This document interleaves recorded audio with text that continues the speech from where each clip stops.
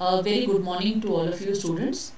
मेरा नाम नमिता पंत है और मैं इंग्लिश की लेक्चरर हूँ गवर्नमेंट गर्ल्स पॉलिटेक्निक देहरादून में। ठीक है, आज मैं आप लोगों को क्योंकि ये पैंडमिक का दौर चल रहा है और ऑनलाइन क्लासेस आजकल बहुत प्रेवलेंट है, तो मेरी एक छोटी सी कोशिश है कि जो सिलेबस है वो आप लोगों के लिए थोड़ा सा अप्रोचेबल बना सकूं, थोड़ा सा ऐसा कुछ कर सकें कि आप लोग उसे घर बैठे बैठे अगर पढ़ के समझना चाहें तो आप लोगों की समझ आ जाए।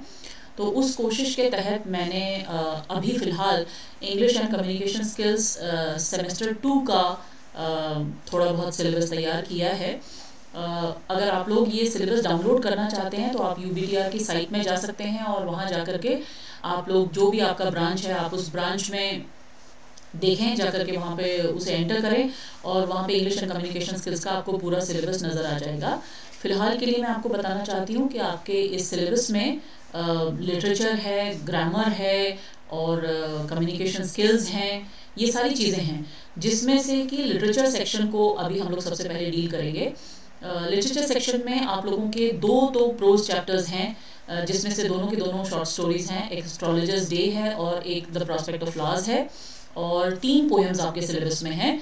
एक तो ओड टू नाइटिंगेल है और एक है sonnet number 116 let me not to the marriage of true minds. जो ओड टू नाइटिंगेल है वो जॉन कीट्स की पोएम है और दूसरी जो है सोनेट नंबर 116 ये विलियम शेक्सपियर का सोनेट है। तीसरा जो आपकी पोएम आपके सिलेबस में दी हुई है वो है thou hast made me endless, जिस टाइटल को आप अभी स्क्रीन पर देख पा रहे होंगे, ये आपके सिलेबस की वन ऑफ द पोएम्स है। ठीक है, तो मैं आपको ये बताना चाहती हूँ कुछ एक टर्म्स। देखो, मैं आपके कुछ वर्ड्स यहाँ पे अंडरलाइन कर रही हूँ, आपको नजर आ रहा होगा। ये जो वर्ड है दाउ, ये आप लोगों ने आज तक वैसे देखा नहीं होगा। ये जो वर्ड है ये आप लोगों के लिए बिल्कुल नया वर्ड है, लेकिन मैं इसको बहुत आसान आप लोगों के लिए बना देना चाहती हूँ। जो ये है, इसको ईजी इंग्लिश में अगर आप लोग समझना चाहें तो इसका मतलब है यू। ठीक है, और यहाँ पर जैसे ये हैस्ट है, अगर आप इसे इजी इंग्लिश में समझना चाहें तो इसका मतलब होता है हैज़। अब आपको आसानी से समझ आ जाएगा कि दाउ का मतलब हो गया यू और हैस्ट का मतलब हो गया हैज़। अब क्योंकि हैज़ के साथ हम लोग जो है यू के साथ हम लोग हैज़ नहीं लगाते हैं, हम लोग क्या वर्ड यूज़ करते हैं, हैव।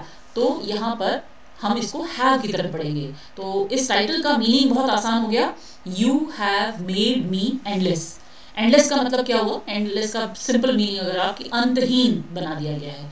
ये जो है, मैंने जैसे आपको बताया कि ये रविंद्रनाथ टैगोर की पोएम है और ये गीतांजलि का एक पार्ट है।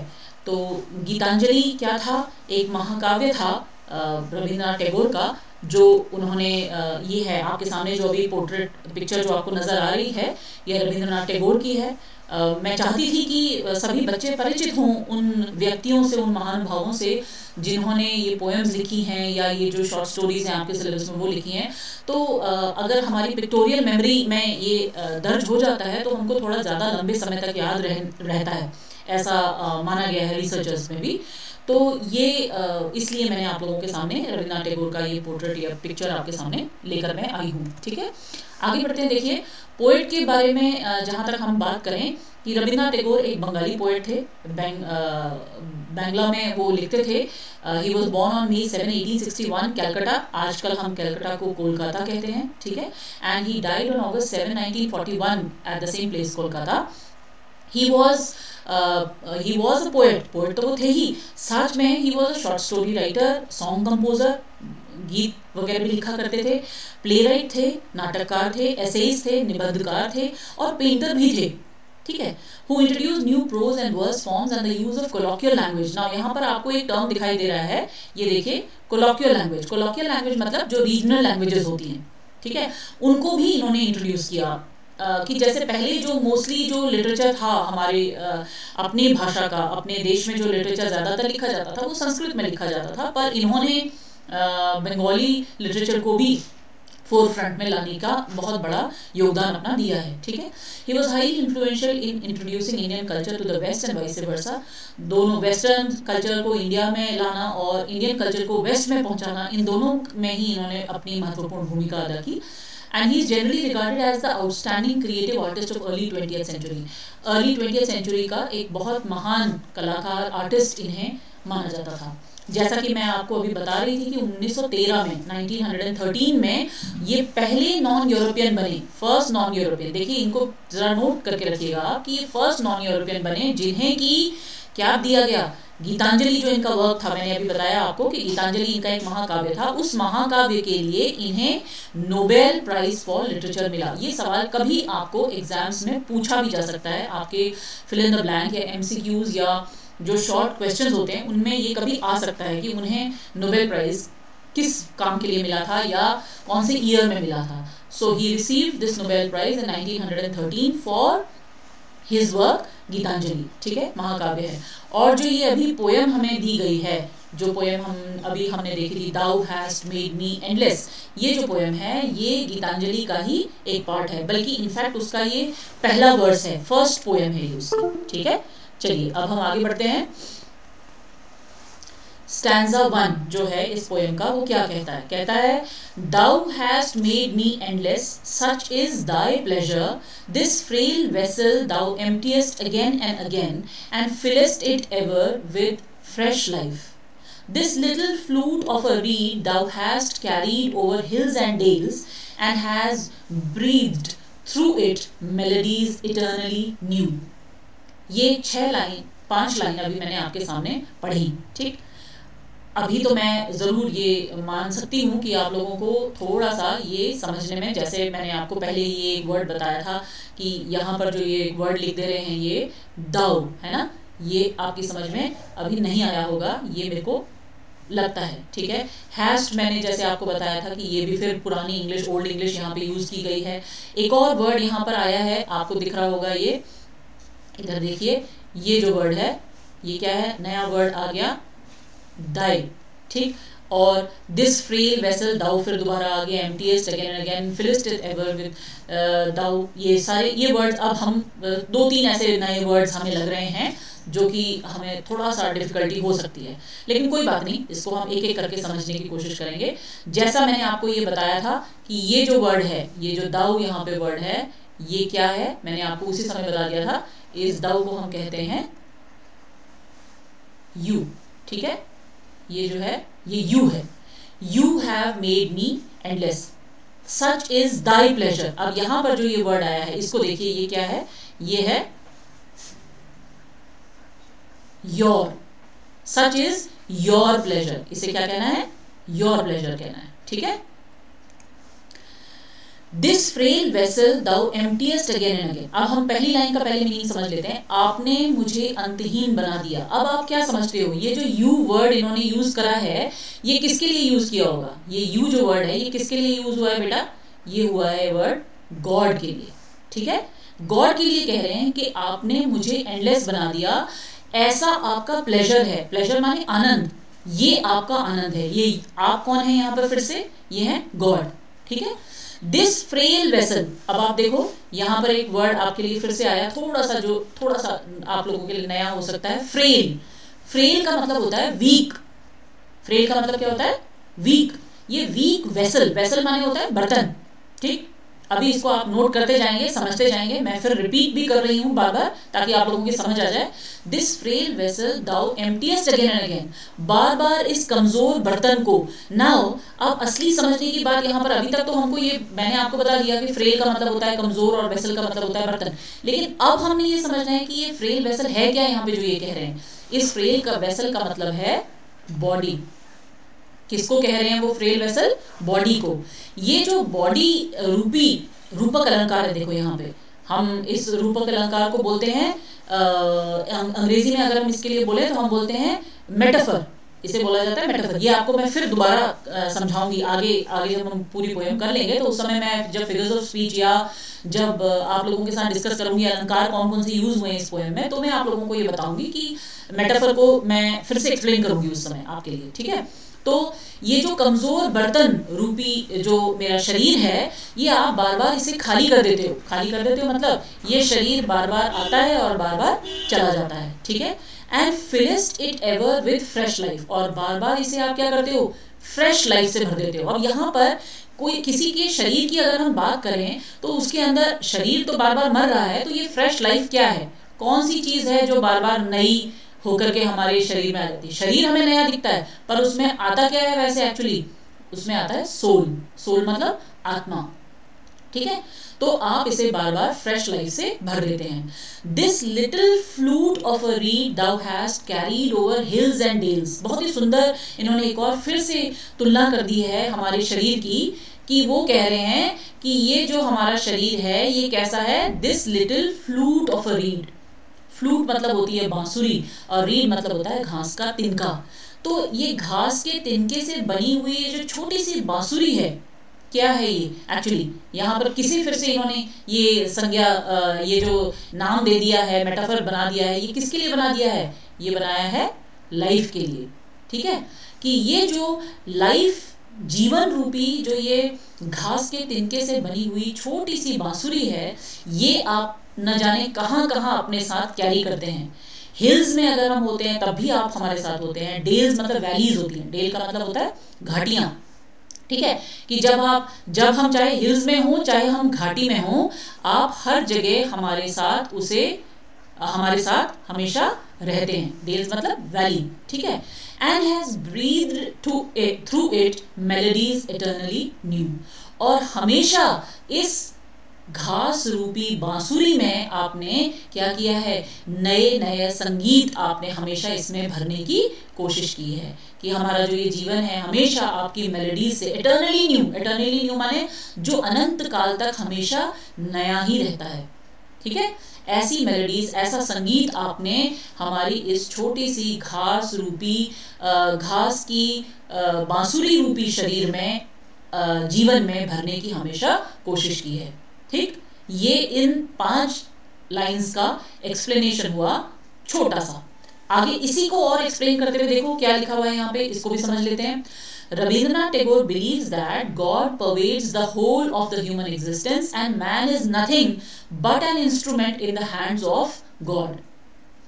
रविन्द्रनाथ टैगोर कहते हैं, ऐसा मानते हैं वो कि ईश्वर जो है वो सारे ह्यूमन एग्जिस्टेंस पर उसका ही जो है रूप दिखाई देता है हमें, और इंसान जो है वो कुछ भी नहीं है, बल्कि क्या है, सिर्फ ईश्वर के हाथ का एक इंस्ट्रूमेंट है, ठीक है। A servant whose duty it is to carry out the commands of his master. वो एक सर्वेंट की तरह है, कौन, इंसान, जिसकी ड्यूटी है कि वो अपने मास्टर की कमांड्स को फॉलो करे, ठीक। The human body is like a frail of a vessel. देखो मनुष्य का शरीर कैसा है, एक बहुत ही कमजोर बर्तन की तरह है, which God empties again and again and then fills it ever with fresh life. जिसे ईश्वर बार बार खाली कर देते हैं और फिर क्या करते हैं, बार बार उसमें फ्रेश लाइफ ले आते हैं, ठीक है। Man dies and takes birth in another shape, जो मैं आपको अभी बता रही थी कि फ्रेल वेसल को बार बार भरने से, फ्रेल वेसल का मतलब क्या हुआ, ये शरीर, ये बार बार खत्म होता है, फिर बार बार नया जीवन लेता है, नए शेप में ये दोबारा से आ जाता है, ठीक है। In this way human life is consistently renewed. इस तरीके से क्या होता है, मनुष्य का जो जीवन है वो बार बार रीन्यू होता है, ठीक है। रीन्यू होता है मतलब वापस दोबारा नया बनता जाता है। This shows Tagore's faith in the Hindu doctrine of transmigration. इस लाइन से हमें ये पता चलता है कि टैगोर जो है, रविन्द्रनाथ टैगोर जो हैं, वो जो हमारा हिंदू धर्म है उसमें जो एक मान्यता है कि हमारा जो ट्रांसमाइग्रेशन होता है, मतलब ये आत्मा जो है बार बार शरीर नया धारण करती है और बार बार फिर उस शरीर को छोड़ के दूसरे शरीर में प्रवेश करती है, मतलब पुनर्जन्म। ट्रांसमाइग्रेशन का अगर हम एक इजी अर्थ देखना चाहें तो उसका मतलब हुआ पुनर्जन्म, ठीक है। तो हिंदू धर्म के हिसाब से जो हमारा विश्वास है पुनर्जन्म पे, इस लाइन की वजह से हमें ये पता चलता है कि रविन्द्रनाथ टैगोर भी उस पर विश्वास करते हैं, ठीक है। आगे देखिए वो क्या करते हैं, क्या कंपेयर कर रहे हैं, he compare this body to a flute. वो बोलते हैं कि ये शरीर जो है ये किसकी तरह है, एक फ्लूट की तरह है, एक बांसुरी की तरह है, जो कि घास के तिनकों से बनी हुई है।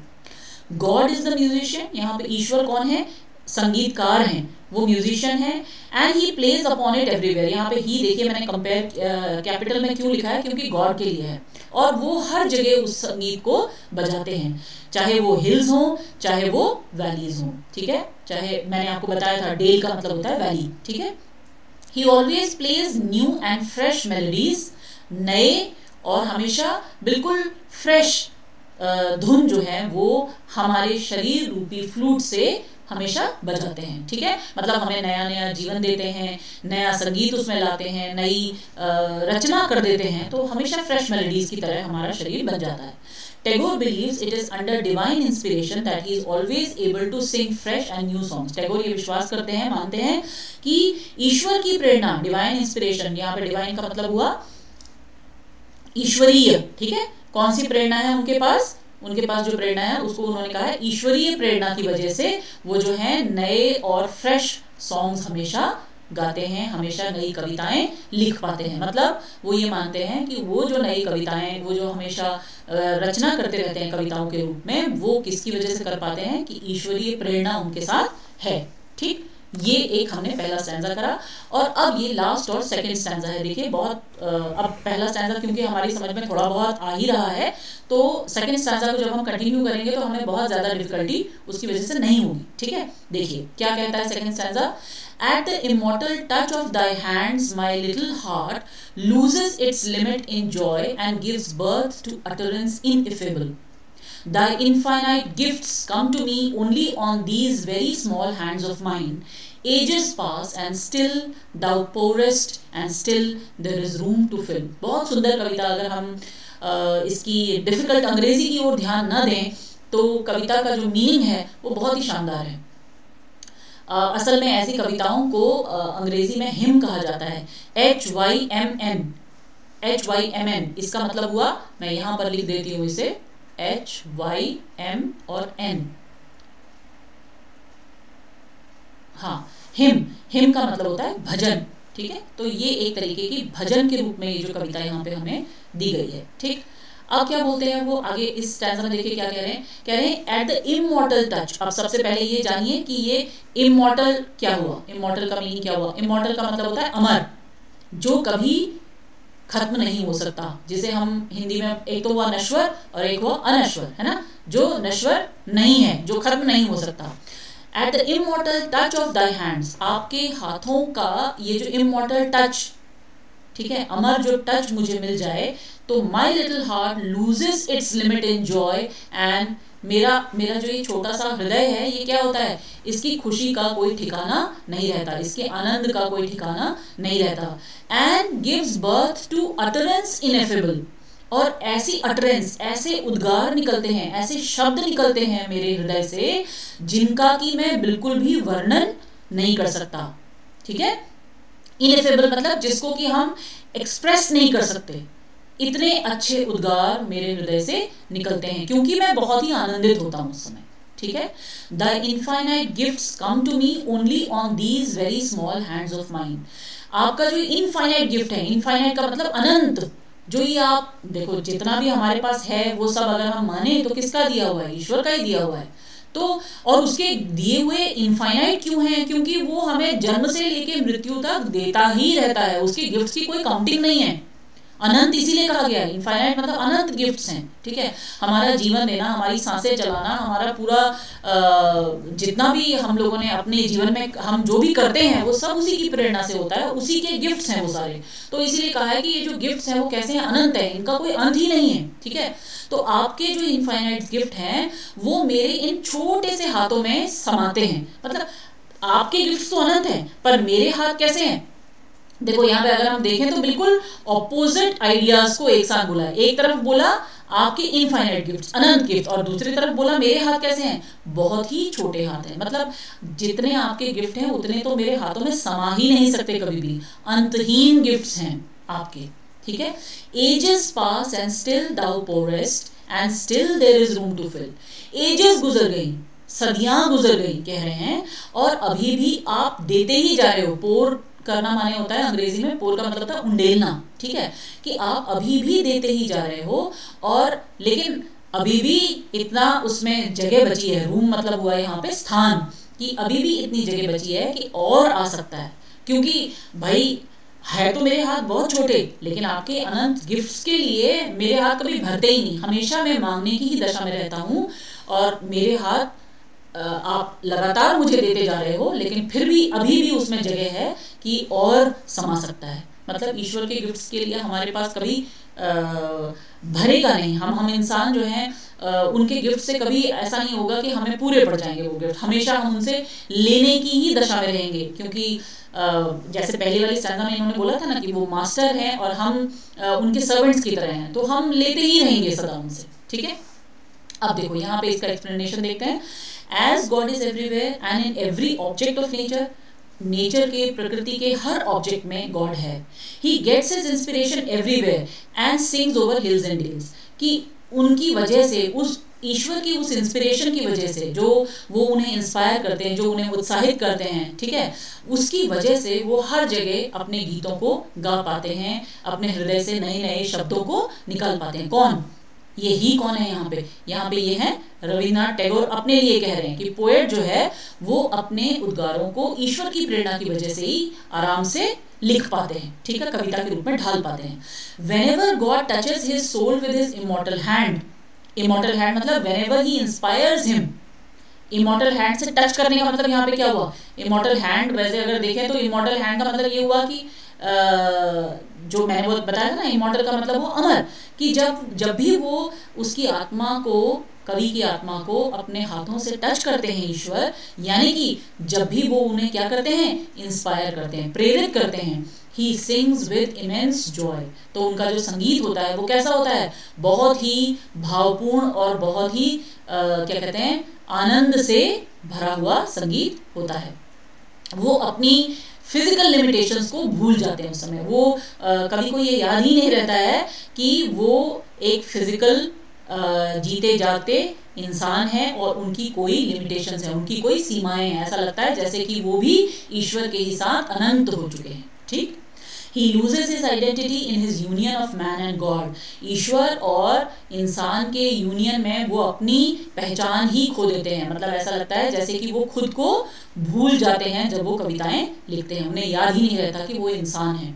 ऐसा उनका एकात्मकता हो जाती है ईश्वर के साथ। ठीक है, the eternal soul gets absorbed in infinite. ये जो सोल है, हमारा जो शरीर है, वो तो नश्वर है ना, कवि ने बोला, लेकिन जो सोल है वो कैसी है? इटर्नल है, मतलब वो भी चिरकाल से चली आ रही है, वो कभी न जन्म लेती है न वो मरती है। ठीक, तो वो भी इनफाइनाइट में एब्जॉर्ब हो जाती है। ऐसा लगता है मानो वो उसी में घुल मिल गई हो। God's bounty knows no limit. अब हमने यहाँ पे बाउंटी देखो, बाउंटी का मतलब जो भी उनकी कृपा है, जो भी ईश्वर हमें देते हैं, जो भी ईश्वर हमें गिफ्ट्स देते हैं, उनकी कोई सीमा नहीं है। लिमिट का मतलब होता है सीमा। ठीक है, his gifts are numerous and he has scattered them everywhere for edges.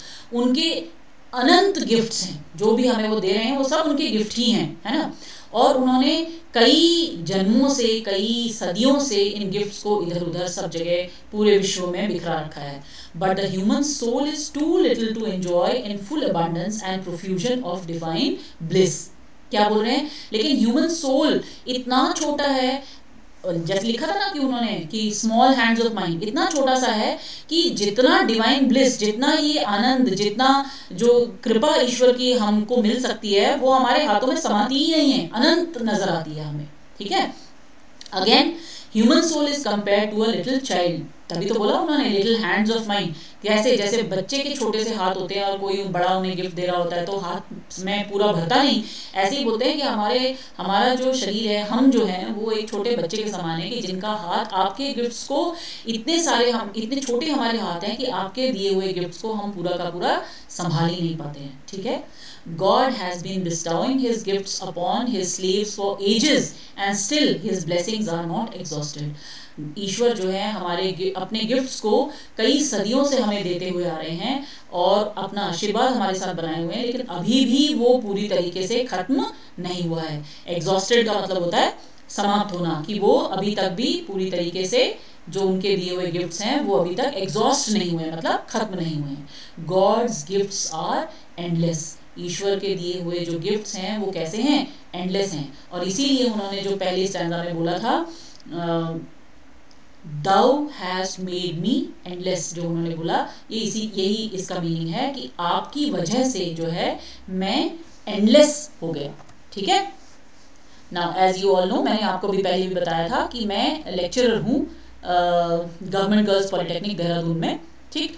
और ये मेरी एक छोटी सी कोशिश थी, ये जितने भी बच्चे मेरे साथ जुड़ेंगे ग्रुप्स में, मैं उन लोगों को ये स्लाइड्स भेज भी दूंगी ताकि उन लोगों की थोड़ी सी हेल्प भी हो जाए, और साथ ही जितने बार भी उन्हें इसको रिवाइज करने का मौका मिले, ये दोबारा पढ़ पाएँ, उसे समझ पाएँ, तो उसमें भी कोई दिक्कत नहीं है। मैं एक और चीज़ आप लोगों से रिक्वेस्ट करना चाहती हूँ कि अगर इस पोएम से रिलेटेड आपके मन में कोई भी डाउट्स हैं या कोई भी क्वेरीज हैं, क्वेश्चंस हैं, तो आप लोग मुझसे ज़रूर पूछ सकते हैं। जैसे ही मैं इन स्लाइड्स को पोस्ट करूँगी तो आप लोग कमेंट बॉक्स में ज़रूर मुझसे पूछ लीजिएगा सवाल, ताकि कोई भी डाउट आपके मन में इस पोएम से रिलेटेड ना रहे। मैं चाहती हूँ कि हमारे बच्चे, जैसे मैंने पहले भी बोला, कि जो दूरगामी क्षेत्रों में हैं, जो रिमोट एरियाज़ में जो कॉलेजेस हैं, वहाँ पे जो बच्चे हैं, उनके वहाँ स्टाफ भी पूरा नहीं है, स्टाफ की भी कमी है, कई जगह इंग्लिश के लेक्चरर्स भी नहीं होंगे।